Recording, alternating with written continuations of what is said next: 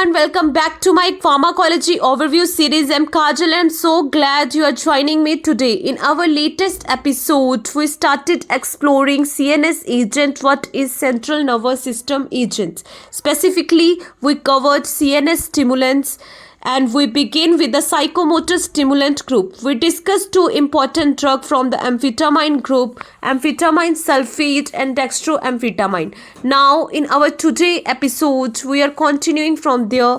We will be covering the next three key drugs under psychomotor stimulant, focusing on their classification, mechanism of actions and clinical uses. So if you are a pharmacy student, medical student or just someone interested in drug development, make sure you stay tuned and take notes. Let's get started with chapter number 2, CNS stimulants. So we will cover levoamphetamine, mixed amphetamine salts, lisdexamphetamine and methamphetamine in this new episode. So stay tuned with me. First of all, we will cover what is levoamphetamine. levoamphetamine क्या होता है? लीवोएम्फिटामाइन है ना, वो क्या होता है? लीवोएम्फिटामाइन एक central nervous system CNS stimulant का पार्ट होता है, राइट? यानी कि यह हमारी जो ब्रेन है और जो हमारी स्पाइनल कॉर्ड होती है उसको ना उत्तेजित कर देता है। यही एम्फिटामाइन ग्रुप की ना क्लासिफिकेशन होती है। मैं आपको ऐसे बता सकती हूँ, आपको ये एम्फिटामाइन का ना बाएं हाथ वाला मतलब कि लेफ्ट हैंडेड रूप है, जबकि डेक्स्ट्रोएम्फिटामाइन दाएं हाथ वाला राइट हैंडेड रूप होता है। तो दवाइयाँ है ना, दोनों दवाइयाँ हमारे दिमाग पर जाके असर डालती हैं। लीवोएम्फिटामाइन थोड़ा कम ताकतवर होता है एज कंपैरिजन टू डेक्स्ट्रोएम्फिटामाइन। यह ना मुख्य रूप से ना शारीरिक सतर्कता जैसे कि जागना, ऊर्जा में रहना, उस पर असर डालता है। वहीं जो हमारा डेक्स्ट्रोएम्फिटामाइन होता है ना, वो ज़्यादा हमारी मानसिक फोकस और मूड पर असर डालता है। अक्सर एडीएचडी की दवाइयाँ, जैसे मैंने आपको बताया था एडीएचडी क्या होता है और नार्कोलेप्सी होता है, दोनों मिलाकर दिया जाता है ताकि उसका ना संतुलित असर मिले। लीवोएम्फिटामाइन किसके लिए हम प्रिस्क्राइब करते हैं? मेनली हम इसे प्रिस्क्राइब करते हैं एडीएचडी के लिए, attention deficit hyper activity disorder के लिए, which help improving focus, attention and control over behaviour, और नार्कोलेप्सी जैसी डिजीज के लिए, which help reduces excessive day time sleepiness and keep people awake during the day. Amphetamine है, levoamphetamine काम कैसे करता है? जो लीवोएम्फिटामाइन है ना, वो हमारे दिमाग में ना जो डोपामाइन है और जो नॉन एपिनेफ्राइन है उस नामक न्यूरोट्रांसमीटर की मात्रा को बढ़ा देता है। आपको पिछले एपिसोड में बताया था कि ये न्यूरोट्रांसमीटर क्या करते हैं। ये न्यूरोट्रांसमीटर ध्यान केंद्रित करने, सतर्कता बढ़ाने और जागरूक रहने में हमारी मदद करते हैं। लीवोएम्फिटामाइन होता है जो दो मुख्य तरीकों से काम करता है। कैसे? ये हमारे रीअपटेक को रोकता है। ये पहले से रिलीज हुए जो डोपामाइन और नॉन एपिनेफ्राइन न्यूरोट्रांसमीटर को वापस रीअब्जॉर्व होने से रोकता है। इससे ना जो हमारा न्यूरोट्रांसमीटर है दिमाग में ज़्यादा समय तक रहता है। तो ये सेकंड क्या करता है? ये उसे प्रमोट रिलीज करता है, अतिरिक्त रिलीज करवाता है। ये दिमाग की जो कोशिकाओं को ना स्टोरेज में जमा जो हमारा डोपामाइन है और नॉन एपिनेफ्राइन है ना, उनको बाहर निकालने के लिए उत्तेजित करता है, जिससे इनकी मात्रा ना और भी बढ़ जाती है। समरी में आपको बताती हूँ जो लीवोएम्फिटामाइन कैसे काम करता है। लीवोएम्फिटामाइन हमारे दिमाग में ना डोपामाइन और नॉन एपिनेफ्राइन की मात्रा के लेवल को बढ़ा देता है, इस न्यूरोट्रांसमीटर की मात्रा को बढ़ा देता है और उन्हें लंबे समय तक सक्रिय बनाए रखता है, जिससे कि हमारा ध्यान, एकाग्रता और सतर्कता में सुधार होता है। अगर कर रहा था, ये रीअपटेक को ब्लॉक कर रहा था और प्रमोट कर रहा था, रिलीज कर रहा था। ये रिलीज करता है ज़्यादा डोपामाइन और non epinephrine from nerve ending और ब्लॉक कर देता है उनके रीअपटेक को, so they stay longer in the brain. So what is the pharmacokinetic of levoamphetamine? तो absorption, first absorption कैसे होती है इसकी? You take it by mouth, it quickly goes from stomach to blood. Stomach से हमारे blood में easily quickly चला जाता है और डिस्ट्रीब्यूट करता है, ट्रैवल करता है, हमारे ब्लड से जाके इजीली हमारे ब्रेन में एंटर कर जाता है और मेनली हमारी जो मेडिसिन होती है मेटाबोलाइज्ड होती हैं लीवर में। ये लीवर में जाके ब्रेक डाउन हो जाती है medicine into a simple part. और एक्सक्रीट कहाँ से होती है? Most of the drug leave the body through urine, kidney के थ्रू, बाय यूरिन के थ्रू वो एक्सक्रीट आउट होती है। डोजेज एडीएचडी के लिए हम इसको कैसे लेते हैं? एम्फिटामाइन साल्ट को लेते हैं अराउंड 5 mg वंस और ट्वाइस अ डेली और इंक्रीज करते हैं slowly based on the response. Narcolepsy में सिमिलर डोजेज लेते हैं but taken more of for wakefulness. जो ADHD के लिए हम इसको मिक्स करके लेते हैं, एम्फिटामाइन, लीवो एम्फिटामाइन और डेक्स्ट्रो एम्फिटामाइन को। फार्माकोडायनामिक, ये एक्ट करता है एज अ CNS स्टिमुलेंट। ये हमारे ब्रेन की एक्टिविटी को इंक्रीज कर देता है, हमारी मेंटल अलर्टनेस को बढ़ाता है। इसके इफेक्ट्स क्या है? ये हमारे फोकस को इंक्रीज करता है, हायर एनर्जी प्रोवाइड करता है, थकान को रिड्यूस कर देता है, may cause increase heart rate and blood pressure, इसके साइड इफेक्ट्स होते हैं। समरी बताऊंगी तो लीवोएम्फिटामाइन इज अ स्टिमुलेंट है, CNS स्टिमुलेंट है, साइकोमोटर स्टिमुलेंट के एम्फिटामाइन ग्रुप का बिलोंग करती है ये ड्रग। तो ये ADHD और नार्कोलेप्सी के साथ दी जाती है। ADHD में ये हम कॉम्बिनेशन के साथ देते हैं, लीवोएम्फिटामाइन और डेक्स्ट्रोएम्फिटामाइन दोनों को। ये कैसे काम करती है? डोपामाइन और नॉरएपिनेफ्राइन को बूस्ट कर देती है और हेल्प करती है फोकस और अलर्टनेस को बढ़ाने में। हम इसके बाय माउथ के थ्रू भी ले सकते हैं। ये क्विकली वर्क करती है, कंबाइन करते हैं मेनली हम इसको डेक्स्ट्रोएम्फिटामाइन के साथ, क्योंकि ये डेक्स्ट्रोएम्फिटामाइन से लेसर स्ट्रॉन्गर होती है। हम कर रहे हैं mixed amphetamine sulphate. Mixed amphetamine sulphate combination होती है दो तरह के एम्फिटामाइन ड्रग की।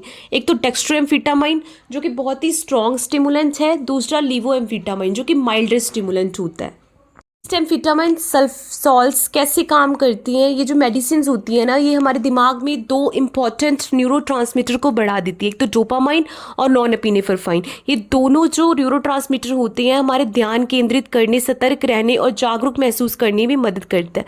ये कैसे काम करते हैं? ये रीअपटेक को रोकते हैं। जैसे मैंने आपको पीछे भी बताया था कि दिमाग में जो हमारे डोपामाइन और नॉरएपिनेफ्राइन पहले से मौजूद होते हैं ना, उन्हें वापस ना रीअब्जॉर्व होने से रोकते हैं। इससे ना ये जो न्यूरोट्रांसमीटर है ज़्यादा देर तक सक्रिय रहते हैं हमारे ब्रेन में। सेकंड क्या होता है? अतिरिक्त रिलीज करवाते हैं, प्रमोट करवाते हैं रिलीज। तो यह दिमाग की कोशिकाओं को ना इन न्यूरोट्रांसमीटर को और ज़्यादा मात्रा में बाहर निकालने के लिए उत्तेजित करता है। इससे ना इनके स्तर और बढ़ जाते हैं। जो ये दवाएं हैं ना हमारे दिमाग में ना फोकस बढ़ाने वाले न्यूरोट्रांसमीटर को ज़्यादा देर तक रखती है, ठीक है, और उनकी मात्रा भी बढ़ा देती है, जिससे हमारा ध्यान, एकाग्रता और सतर्कता बेहतर होती है।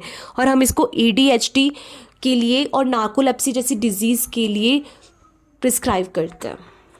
ADHD और नार्कोलेप्सी को मैंने पिछले एपिसोड में ब्रीफली एक्सप्लेन किया है। अगर आप ये एपिसोड अभी देख रहे हैं तो आप पीछे जाके ADHD और नार्कोलेप्सी क्या होता है वो आप जान सकते हैं। हमारे पिछले एपिसोड में मैंने ब्रीफली एक्सप्लेन किया हुआ है।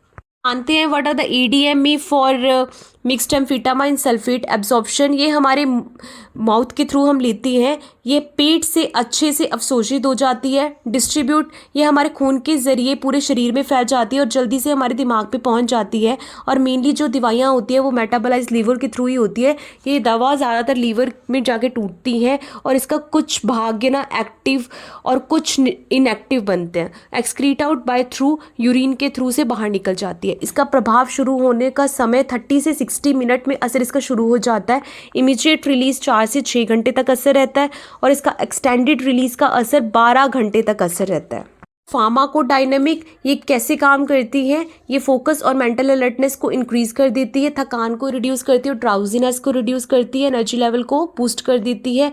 ये हार्ट रेट, ब्लड प्रेशर को भी इंक्रीज करके एपेटाइट को रिड्यूस कर देती है। इनके साइड इफेक्ट होते हैं। स्ट्रेंथ अवेलेबल है वो हमारी इमीडिएट रिलीज में 5 mg, 7.5 mg, 10 mg, 12.5 mg, 15 mg, 20 mg and 30 mg available है। तो हम XR में इसका कैप्सूल अवेलेबल है 5 mg, 10 mg, 15 mg, 20 mg, 25 mg and 30 mg। XR का मतलब होता है एक्सटेंडेड रिलीज, मतलब धीरे धीरे असर करने वाली मेडिसिन। मतलब इसका असर 8 से 12 घंटे तक रहता है, इसीलिए इसे दिन में एक बार ही लेना पड़ता है। तो उनको हम एक्सटेंडेड रिलीज बोलते हैं। नेक्स्ट ड्रग एक्सप्लेन करेंगे लिस्डेक्सएम्फिटामाइन। लिस्डेक्सएम्फिटामाइन प्रिस्क्रिप्शन मेडिसिन है जो कि दी जाती है फोकस, अटेंशन और सेल्फ कंट्रोल को इम्प्रूव करने के लिए। सिंपल वर्ड में बताऊं तो एक स्टिमुलेंट होती है, ये हमारे ब्रेन को ज़्यादा एक्टिव बना देती है। ये एक प्रो ड्रग है। इसका मतलब ये होता है कि ये तभी वर्क करती है जब आपकी बॉडी चेंज हो जाती है अनदर मेडिसिन में, जिसको हम डेक्स्ट्रोएम्फिटामाइन बोलते हैं। It is not active until it is digested. जब तक ये डाइजेस्ट नहीं होती तब तक ये एक्टिव नहीं होती। ये किसके लिए हेल्पफुल होती है? For reducing the risk of ADHD and narcolepsy. Mainly हम किसके लिए इसको प्रिस्क्राइब करते हैं? ADHD जैसी disease, attention deficit hyper activity disorder में और सेकंड बिंज ईटिंग डिसऑर्डर में। बिंज ईटिंग डिसऑर्डर को मैं आगे एक्सप्लेन करूंगी आपको ब्रीफली। मैकेनिज्म ऑफ एक्शन क्या है लिस्डेक्सएम्फिटामाइन का? ये एक दवा होती है ना जो हमारे दिमाग को एक्टिवेट करती है, एक्टिव करती है, मतलब कि ये खुद सीधे असर नहीं करती, पहले ये हमारे शरीर में जाकर एक और दवा जो डेक्स्ट्रोएम्फेटामाइन में ना बदलती है तभी काम करती है, इसीलिए इसे प्रोड्रग भी कहा जाता है। ये कैसे काम करती है, ये लिसडेक्सएम्फेटामाइन ना हमारे शरीर में जाती है तो ये डेक्स्ट्रोएम्फेटामाइन में बदल जाती है। इसके बाद यह दिमाग में दो ज़रूरी जो हमारे न्यूरोट्रांसमीटर को बढ़ा देती है, जैसे कि डोपामाइन और नॉन एपिनेफ्रिन। ये 3 तरीकों से काम करती है, जैसे कि अतिरिक्त रिलीज करवाती है, दिमाग की कोशिकाओं में से ना ये न्यूरोट्रांसमीटर ज़्यादा मात्रा में बाहर निकलते हैं तो रीअपटेक को रोकती है, जो न्यूरोट्रांसमीटर बाहर आ चुके हैं उन्हें वापस खींचने से रोकती है, जिससे वे ज़्यादा देर तक असर करते हैं। तो MAO एंजाइम को हल्के रूप से रोकती है। यह एंजाइम न इन न्यूरोट्रांसमीटर को न तोड़ता है, उसे थोड़ा रोककर दवा का असर बढ़ा देती है। को बताया था, लेकिन MOA क्या होता है? MOA एक ना मुख्य काम ये होता है कि हमारे दिमागी न्यूरोट्रांसमीटर को तोड़ना, जैसे डोपामाइन, नॉन एपिनेफ्रिन, सेरोटोनिन, ये जो न्यूरोट्रांसमीटर होते हैं हमारे मूड को, हमारे कंसंट्रेशन को, हमारी अलर्टनेस को और हमारे इमोशंस को नियंत्रित करते हैं। MOA कहाँ से काम करता है, ये जब ये ना न्यूरोट्रांसमीटर अपना काम कर लेते हैं, जैसे आपको ध्यान लगाना या खुश महसूस करवा देते हैं, तो MAO इन्हें तोड़ देता है ताकि इनके स्तर बहुत ज़्यादा ना बढ़ें। इनमें रोल क्या है MAO का, जैसे एम्फेटामाइन में कुछ दवाइयाँ MAO को ब्लॉक या धीमा कर देती हैं, इससे डोपामाइन और जो नॉन एपिनेफ्रिन जैसे न्यूरोट्रांसमीटर ज़्यादा समय तक हमारे दिमाग में रहते हैं। इसका नतीजा क्या होता है, बेहतर हमारा ध्यान बढ़ता है, ऊर्जा बढ़ती है और सतर्कता मिलती है। MO एक एंजाइम है जो कि हमारे दिमाग के न्यूरोट्रांसमीटर की नियंत्रण करता है ताकि वो संतुलित रह सके, और ये कुछ दवाइयाँ इसे रोककर ध्यान और ऊर्जा को बढ़ा देती हैं। फार्माकोकाइनेटिक क्या है, एक प्रोड्रग है, ये दवा सीधे काम नहीं करती, जब आप इसे खाते हैं तो ये हमारे GI ट्रैक और खून में जाकर एक और दवा डेक्स्ट्रोएम्फेटामाइन में बदल देती है। इसका असर शुरू होने का समय ना, इसका असर सामान्य अम्फेटामाइन से थोड़ा धीरे शुरू होता है, इसलिए इसका ना अब्यूज़ होने की संभावना कम होती है। इसका जो ड्यूरेशन होता है लंबे समय तक असर करती है, लगभग 10 से 14 घंटे तक। हाफ लाइफ कितनी होती है, 10 से 13 घंटे लगते हैं इसे बाहर निकलने में। दवा का आधा हिस्सा शरीर से बाहर निकलने में करीब 10 से 13 घंटे लगते हैं जब यह डेक्स्ट्रोएम्फेटामाइन में बदल जाती है। ये मेनली एक्सक्रीट आउट होती है थ्रू यूरिन। फार्माकोडायनामिक ये CNS स्टिमुलेंट है, इंप्रूव करता है टेंशन को, इम्पल्सिविटी को रिड्यूस करेगा और may increase heart rate and blood pressure. They are their side effects. Next हम कर रहे हैं मिथाम्फेटामाइन। इसका स्ट्रीट नेम क्या है, मैथमीन क्रिस्टल्स। मैकेनिज्म ऑफ एक्शन कैसे है, बहुत ही ज़्यादा पोटेंट CNS स्टिमुलेंट होती है। ये स्ट्रांगली इंक्रीज करती है डोपामाइन को और नॉन एपिनेफ्रिन और सेरोटोनिन की रिलीज को। ये रीअपटेक कर देती है, ब्लॉक रीअपटेक्स, ठीक है, इनिबिट कर देती है MAO। ये वो एंजाइम है जो कि ब्रेक डाउन कर देते हैं मोनोएमाइन्स को। यूजली किसके लिए हम इसको प्रिस्क्राइब करते हैं, mainly used medically for ADHD, obesity, mostly known for illicit use due to high abuse potential. ADHD के लिए डोजेज क्या है, चिल्ड्रन में इसकी स्टार्टिंग डोज 5 mg वंस और ट्वाइस डेली है, ठीक है। इंक्रीज कर सकते हैं हम 5 mg को, इसको वीकली इंटरवल के बाद। मैक्सिमम डोज इसकी 20 से 25 mg रहती है। ओबेसिटी के लिए 5 mg लेते हैं, taken 30 minute before each meal, only used for a few weeks due to abuse potential. तो ये बहुत ही कम यूज़ करने वाली मेडिसिन है क्योंकि इसका अब्यूज़ पोटेंशियल काफ़ी ज़्यादा है। फार्माकोकाइनेटिक क्या है इसका, ये जो मेडिसिन होती है बहुत आसानी से हमारे ब्रेन तक पहुंच जाती है क्योंकि ये बहुत फैट लविंग होती है। इसका असर ना जल्दी शुरू हो जाता है और बहुत ही लंबे समय तक चलता है। इस दवा का ना आधा हिस्सा हमारे शरीर से बाहर निकलने में 10 से 12 घंटे लगते हैं।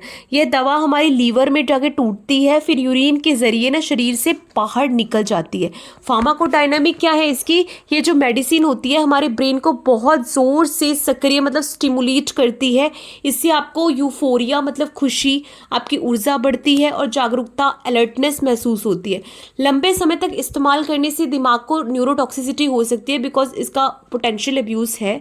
इसके साथ ही इसका नशा लगना मतलब एडिक्शन लगना और साइकोसिस और दिल की समस्याएं जैसे कि कार्डियोवैस्कुलर इफेक्ट होने का खतरा भी और बढ़ जाता है।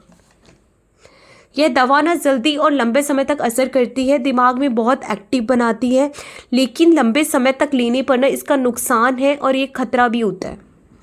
ईटिंग डिसऑर्डर क्या होता है? एक ऐसी स्थिति है जहाँ कोई व्यक्ति बहुत बड़ी मात्रा में खाना जल्दी जल्दी खा जाता है, भले उसे भूख ना लगी हो, लेकिन वह खुद को रोक नहीं पाता।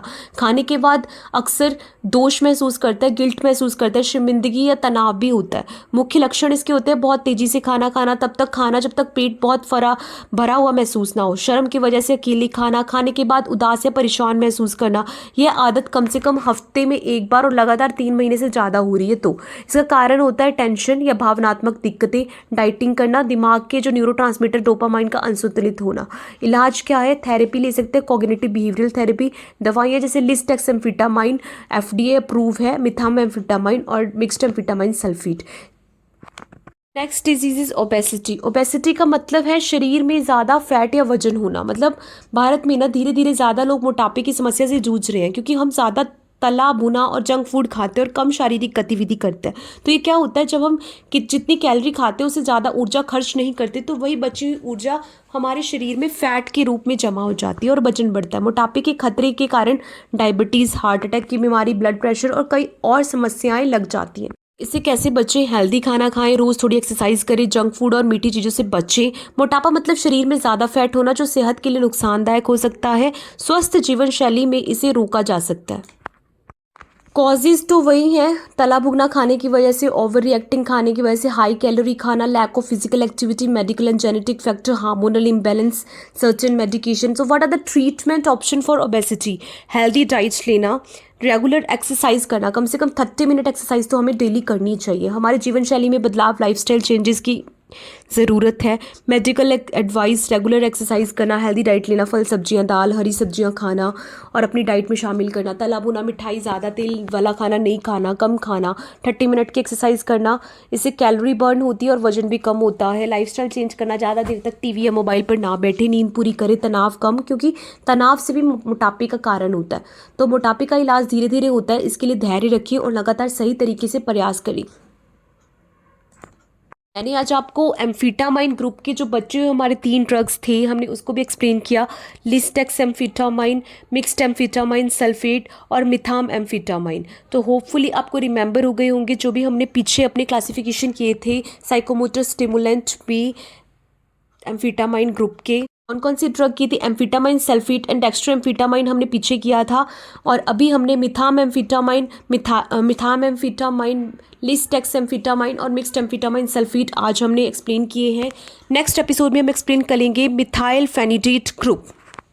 So thank you so much for watching today episode. We explored more drug under the amphetamine group of psychomotor stimulant. In the next video, we will dive into methylphenidate group, another important part of the CNS stimulant class used for ADHD and other condition. तो अगर आपको कुछ भी explain नहीं हुआ है तो आप मुझे कमेंट में लिख सकते हैं, मैं आपको ज़रूर एक्सप्लेन करूँगी, नेक्स्ट वीडियो में अच्छे से करने की कोशिश करूँगी। So stay tuned, stay updated and make sure you don't miss it. If you found this helpful, please like this video, comment your question below, share with your friends and subscribe to the channel for more pharmacology content. Hit the bell icon to get notified as soon as the next episode drops. Assignment के questions आपको आगे वाले front page पे दिए थे, तो आप ज़रूर उसको सॉल्व करने की कोशिश करना। कुछ नहीं समझ में आए तो आप मुझे ज़रूर बताइएगा। Thank you.